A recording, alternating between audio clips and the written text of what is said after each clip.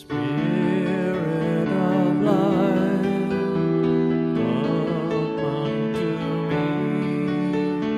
Sing in my heart all the stirrings of compassion.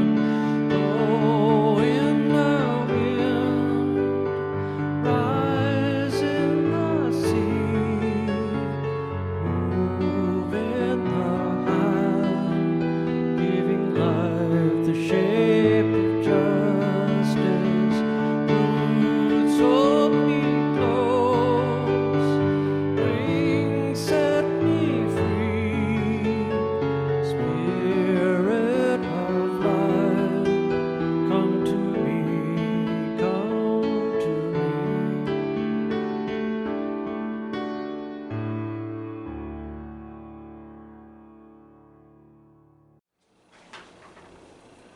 Good morning, everyone.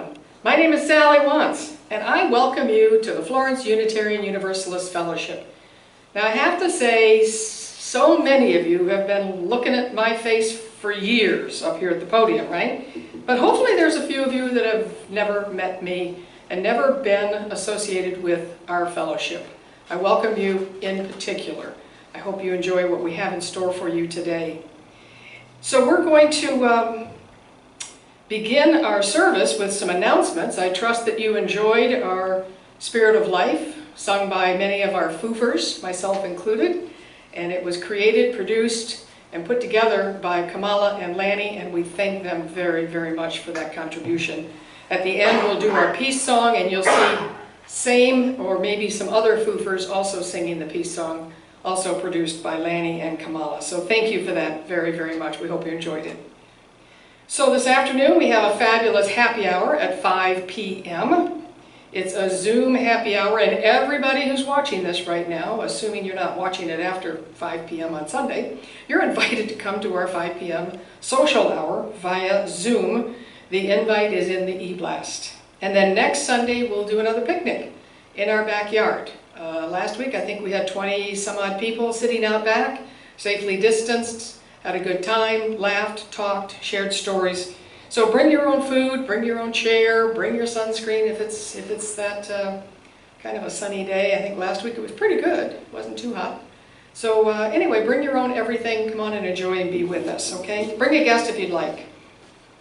Also, coming up on August 26th is what is known this year as the Centennial Celebration of Women's Suffrage. So this is in celebration of that 19th Amendment. God bless it. And the group, headed by Last Resort Players, will be meeting at 1 p.m. on the 26th on Bay Street at Kingwood, right at that intersection.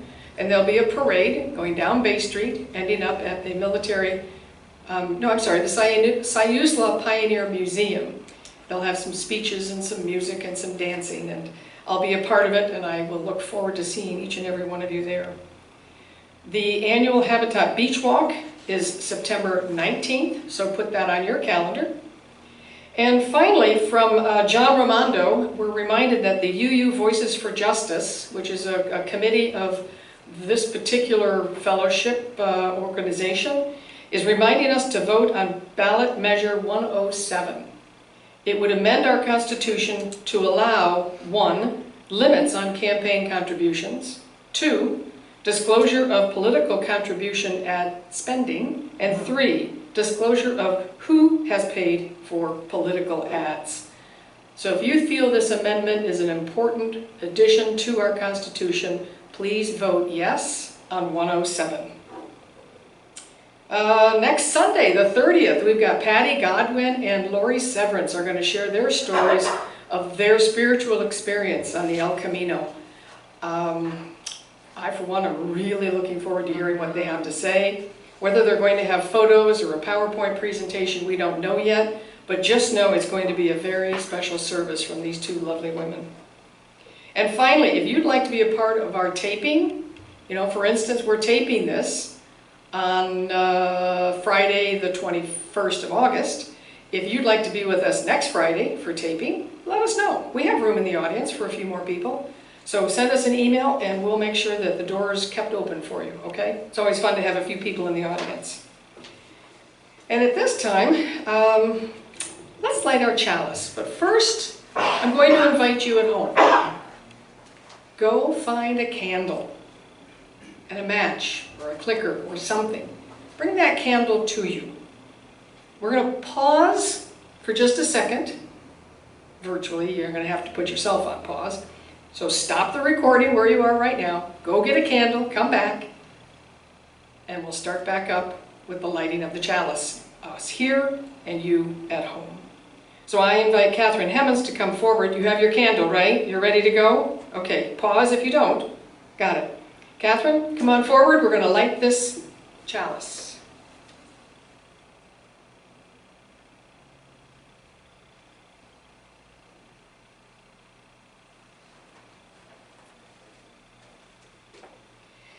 So the words I'm sharing right now for you at home and for us here come from the International Council of Unitarian Universalists, and most specifically from the community of Italian Unitarians. I know, it's kind of exciting. I know, Ray? Oh, today's the 21st, it's Ray's birthday, so he's sitting over here on our sound. You want to zoom in on him, Jim? So say happy birthday to Ray. Hey, Ray! Vote! Vote! All right, back to the chalice.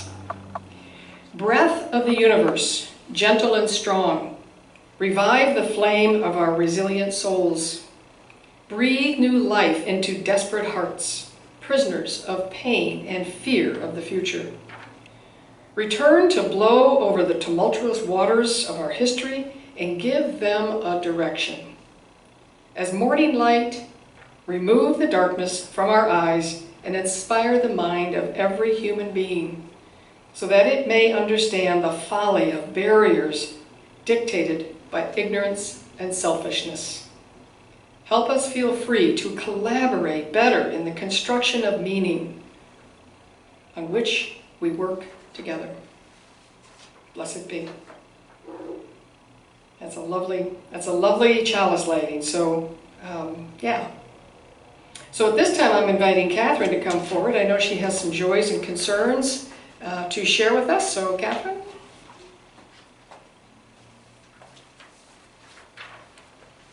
Good morning, everyone. This is the time of our service. We do our joys and concerns. We do this to connect with each other. And during this time of COVID, we do this to get news about each other. We are all connected from within. But we have to also stay connected from without. So any time that you would like anything shared at this recording, just contact the, The email. The email. I was saying the website, Yes, but yes. the email. And someone will pass it on to me.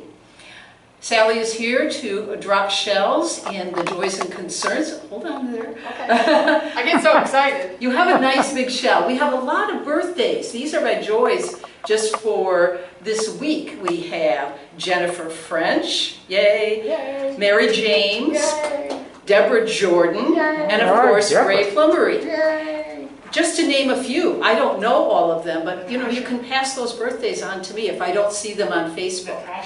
Natasha. Oh, and Natasha, also today. Yay, Natasha. So that's a joy. That's my big joy, that we're all here, that we're all still here, every one of us, Yes. and we're well. Yes. Now, I do have concerns or sorrows. Raymond Davis, all of our thoughts and prayers go to her. She just had a port put into her arm in preparation for a kidney transplant. Oh my. Now she's in the process. It's a long organizational process. She doesn't have a match yet, but she's starting the process. And the way I found out about this was another church member contacted me directly.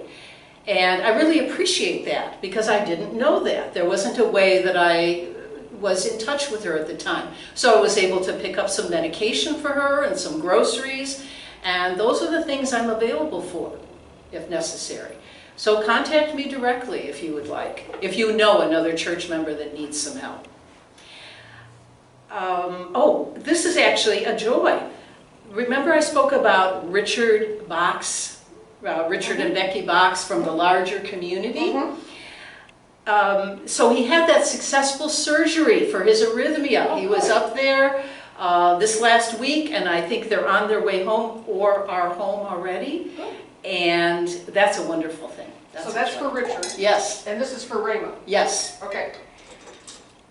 I'm going to go back to a concern, Bruce Yelly. I saw him yesterday, and I mentioned about his pancreatic cancer diagnosis. At the time when I mentioned it last week, he was not able to take advantage of some of the hospice help because he was given a year and a half at this point. Well, now that's changed. He is given 6 to 9 months. And that's a good thing in the way that he can access the hospice services and the Death with Dignity services that he has. This is his life legacy. So he's able to actually live his life legacy. And so it's a joy in the way he sheds some tears both ways, you know, and a concern because he's going to miss us. And we're going to miss him.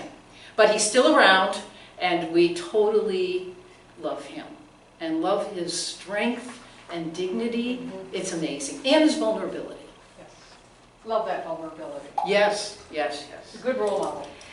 And I have a concern. I have many friends, too numerous to mention their name, in Carmel Valley and Big Sur that are being affected by the fires down there. I had reports of horses running free down Carmel Valley Road because their people had to let them go, you know, ahead of the fire. A place where I first met Steve in Big Sur, my husband, is probably going to be taken by the fire. The person that owned it, the fireman said he couldn't save it. And there's numerous stories. I'm in touch through Facebook and other ways. So I definitely, a couple of shells for there. For all the animals, too, that are affected. Santa Cruz is definitely on fire. I am going all the way down to the ocean. I am going to the animals. Yes. Oh, I got a chill for that. Yes. Bless them. They're smart, though. Yes. You know, they find safety. They Let them can. go. They can. They'll be fine. They can. If they can. One last thing. There are a lot of worried and distracted people out there right now. Spend some love on them, for love in action is the answer. Thank you.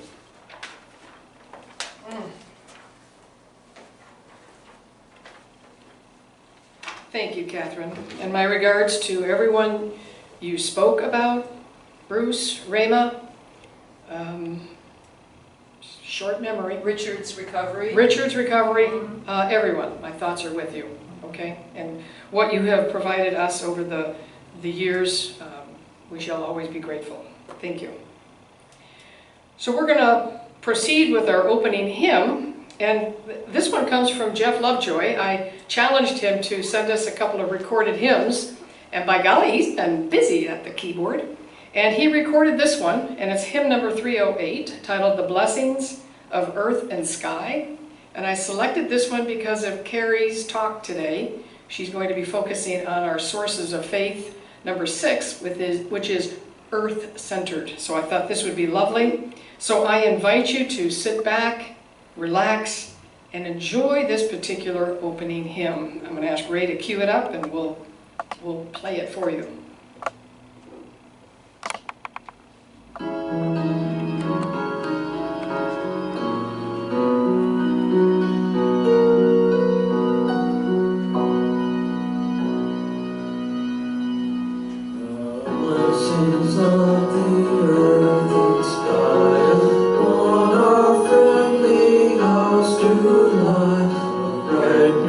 Of our Master's heart has blessed with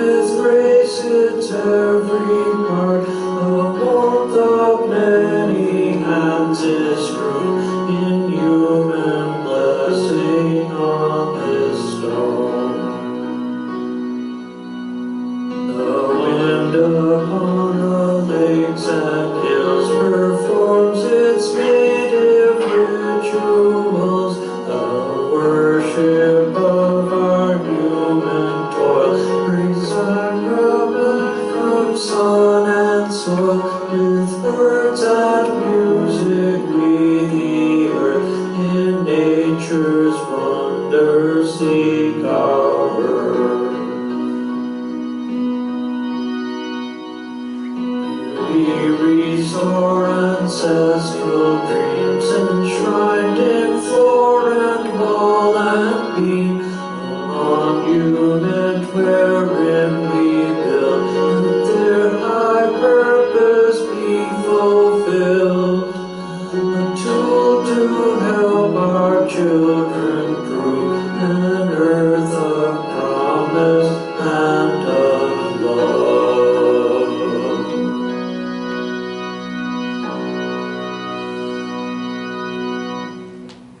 That's lovely, Jeff. That's just lovely. Thank you for that.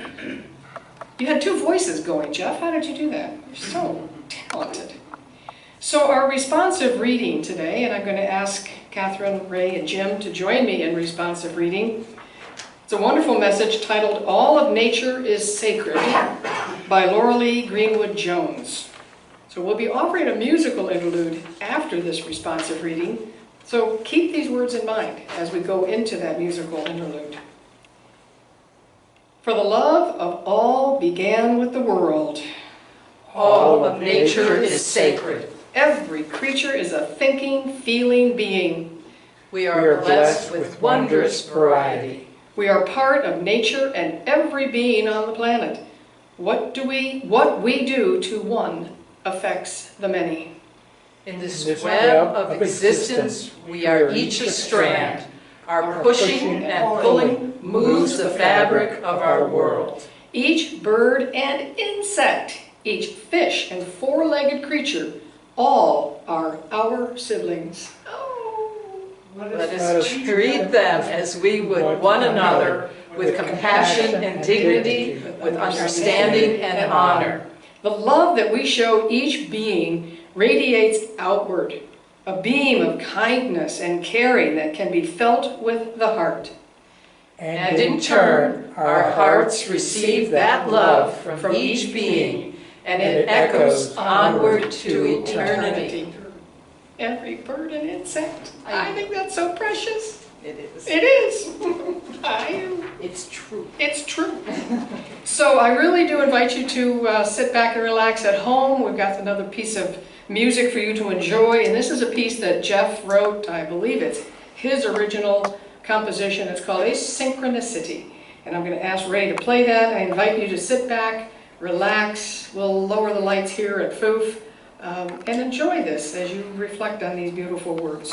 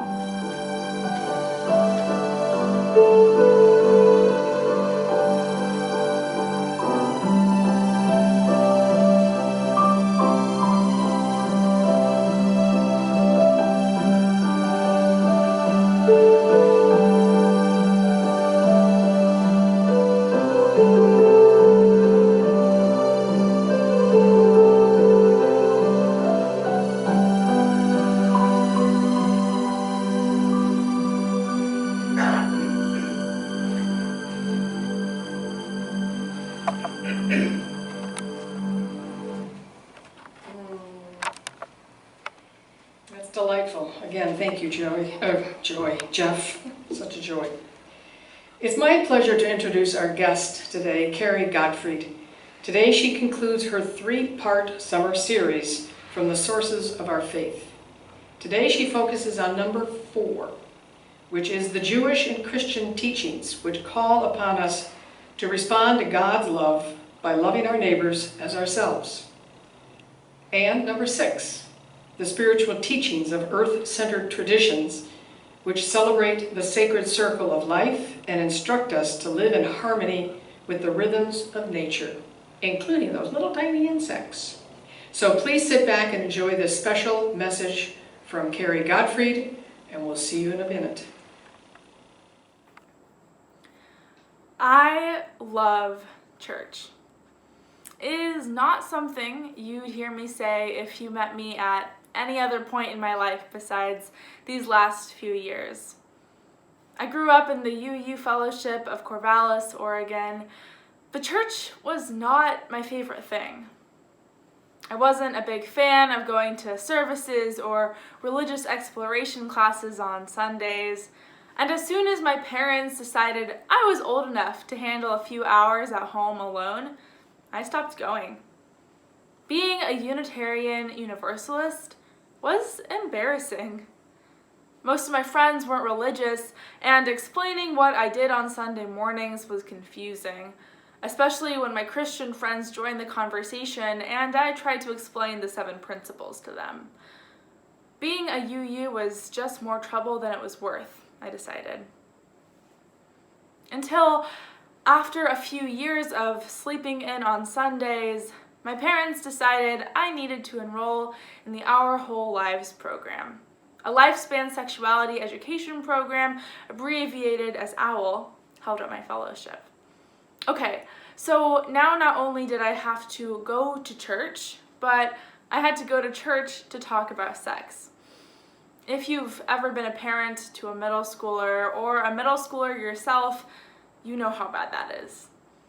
I was a pretty big drama queen about it, but in the end, my parents went out and I started going to OWL. And don't tell my parents, but it was one of the best parenting decisions they ever made. It was in that awkward, vulnerable space where I found my people. Flash forward 6 years and you'll find me here saying proudly and wholeheartedly, I love church. I love the way that music and ritual and deep reflection can come together to create meaningful worship experiences. I love the way a community bonds and deepens and supports each other in daily life and deep pain. I love how the stories I share can impact others in ways I never imagined. I love church.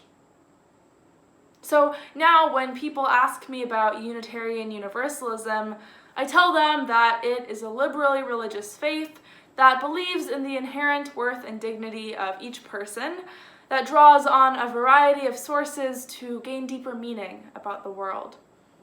And they say, oh, that sounds pretty cool. And I say, yeah, it is. And then if they're really curious, they'll ask me more questions, like if we can believe in anything we want. As I've said before, the answer is no. There are certain beliefs we hold about justice and love that are non-negotiable, of course. But the diversity in sources we draw on means that lots of Unitarian Universalists can express their beliefs of love and justice in different ways.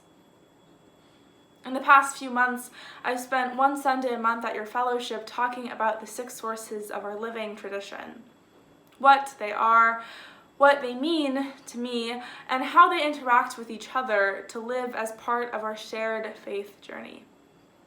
In June, we explored the 2nd and 3rd sources, about prophetic voices and the world's religions. In July, we dove into the 1st and 5th sources, the mystery and wonder of experience tempered by our humanist teachings that guide us towards reason. Now, in August, we'll examine the 4th and 6th sources as we close out our summer. As always, the sermons work well on their own, but I encourage you to watch the others after to gain a greater understanding of the sources that influence all that we do. You may have noticed a change in my scenery, although my tapestry is hiding it quite well.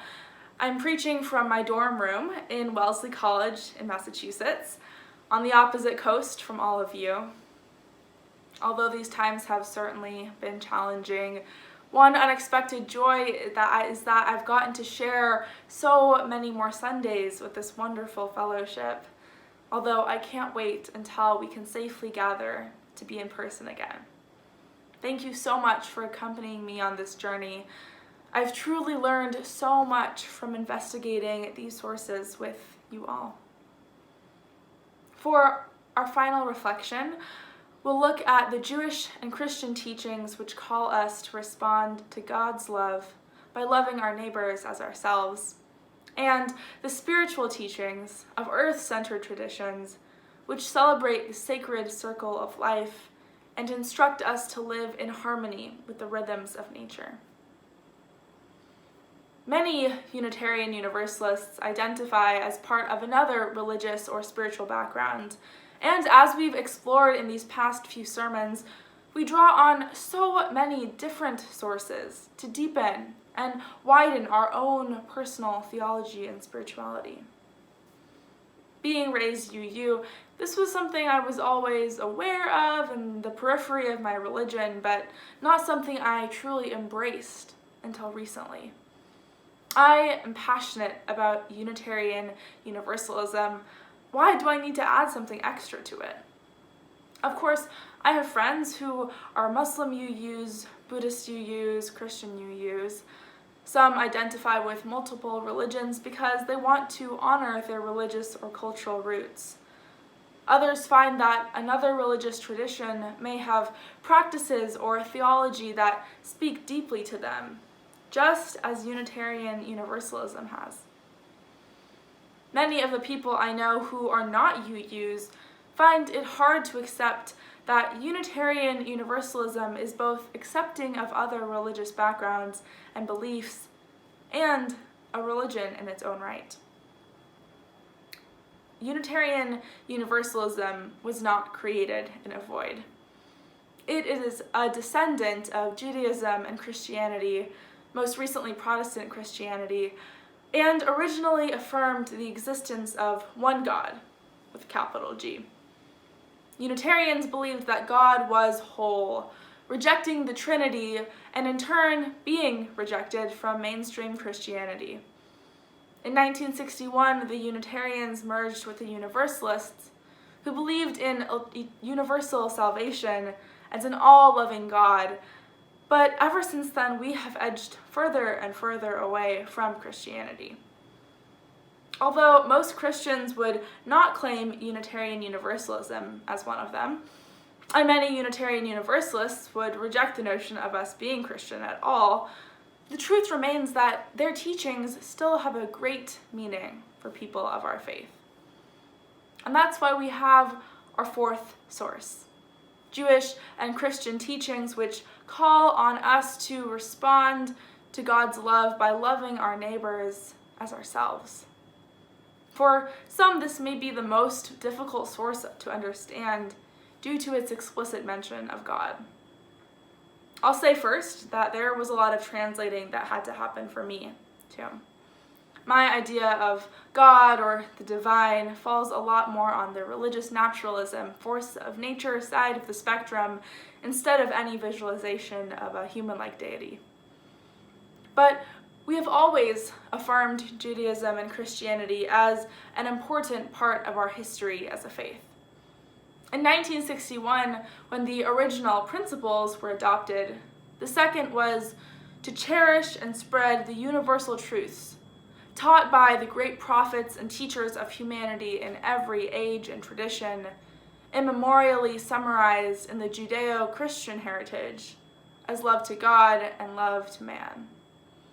Disregarding the androcentric language and, as needed, the God language, I believe that we must draw on our Judeo-Christian heritage to live powerfully through our love for the world and each other.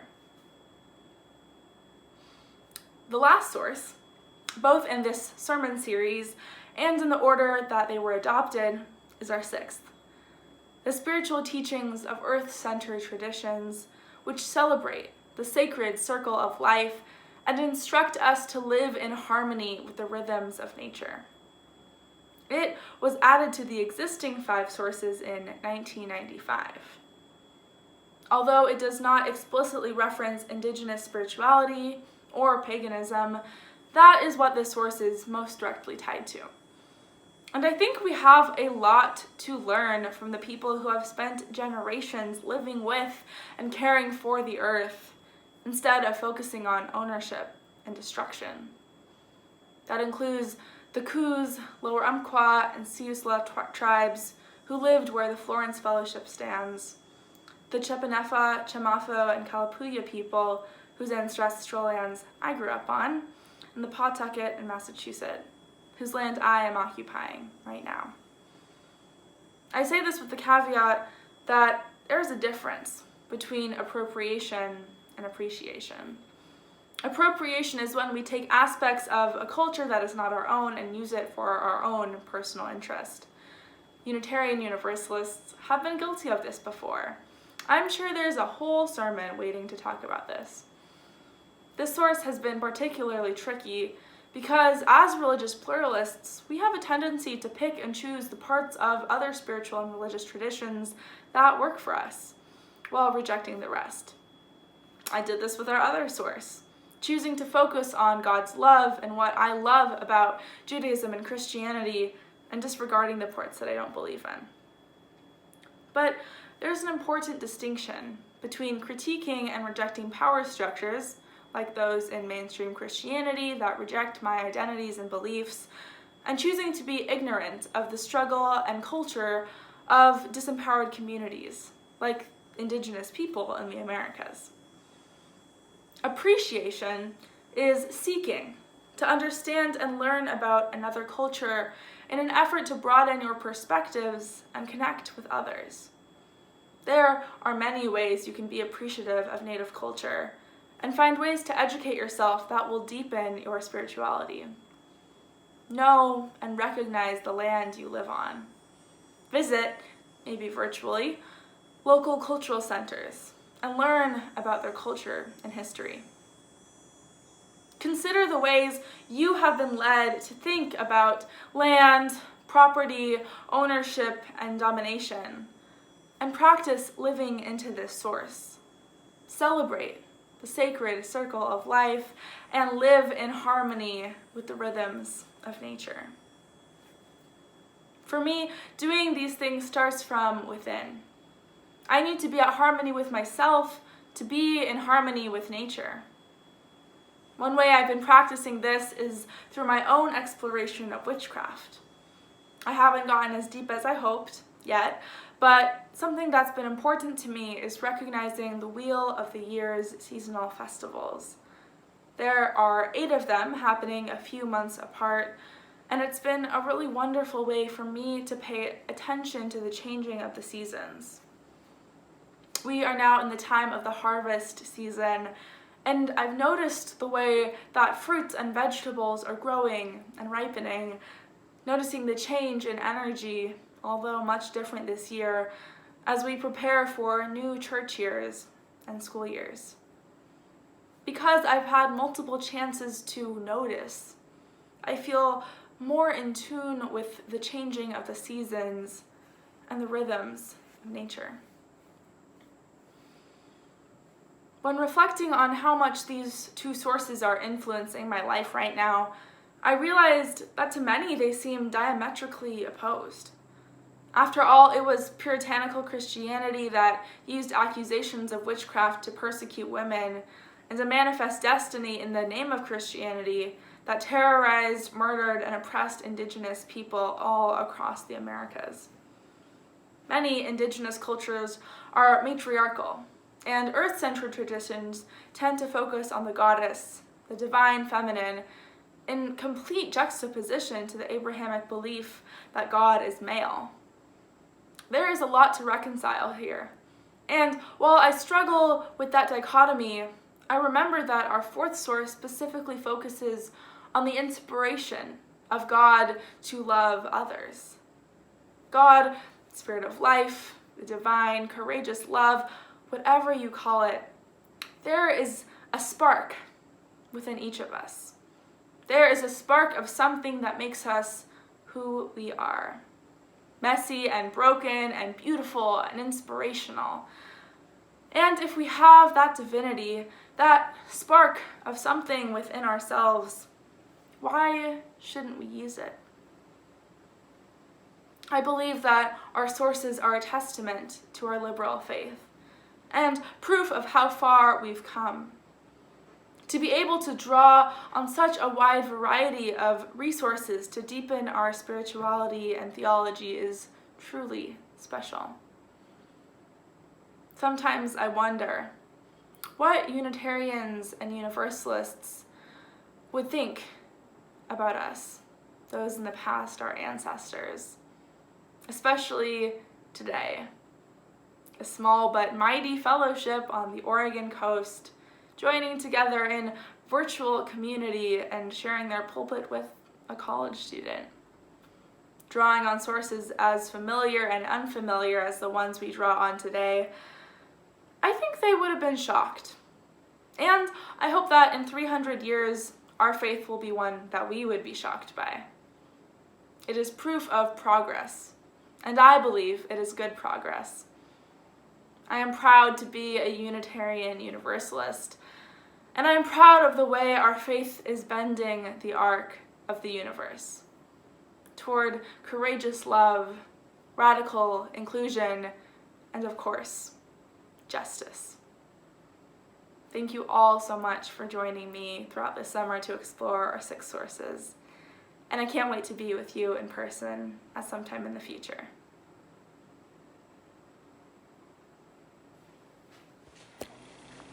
Thank you, Kari. We really appreciate your bringing us this 3-part series. I'm also reminded that you can find her other 2 services for the last 2 months, so that would have been June, July, and August. Check those other 2 out where she talks about the other 4 sources of our tradition. They all fit together very, very nicely. So thank you for sharing your thoughts and stories. It's that time when we are pleased, and I say this with all humility, we are pleased to ask you to share your hard-earned money with us and with our community partner KXCR 90.7 on your dial. Your contributions to both FOOF and our community radio station mean a great deal. Knowing you care enough to help us stay healthy, strong, and able to keep our doors open for those who want what we have. You may mail your contributions to P.O. Box 2502, Florence 97439, or click on the donate button on our website. You can designate how much to FOOF and how much to KXCR, and we'll take care of the rest. So as we move forward with our offertory and as you consider your contribution here at FOOF and in your home, repeat after me. Divine love through me. Divine love through me Blesses and multiplies all that I am. blesses and multiplies all that I am, All that I give. all that I give, And all that I receive. and all that I receive. I am prosperous now. I am prosperous now. Blessed be. Blessed be. So we have come to the end. We're going to extinguish our chalice here at FOOF, and we invite you to extinguish your chalice at home. I invite Catherine to come back up as I share a reading from Maddie Cefantes titled, We Keep Its Light in Our Hearts.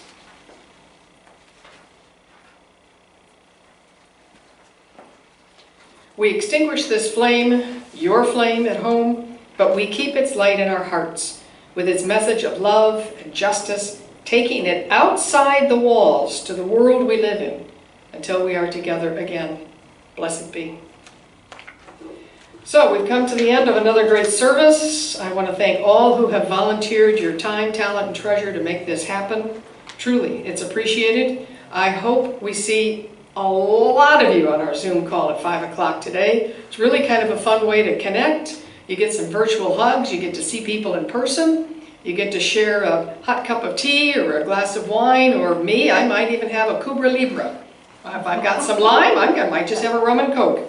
So I hope we can see you today at 5 o'clock on Zoom. Until then, we're going to close with our peace song sung by Foofers and the one that's produced by Kamala and Lanny. Thank you. Have a great day.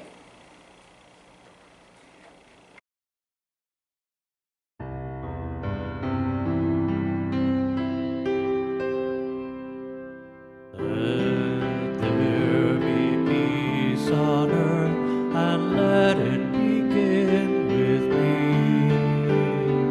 Let there be peace on earth, the peace that was meant to be, with love as a center, family all we. Let us walk with each other in perfect harmony. Let peace begin with me. Let this be the moment now. With every step I take, let this be my joy.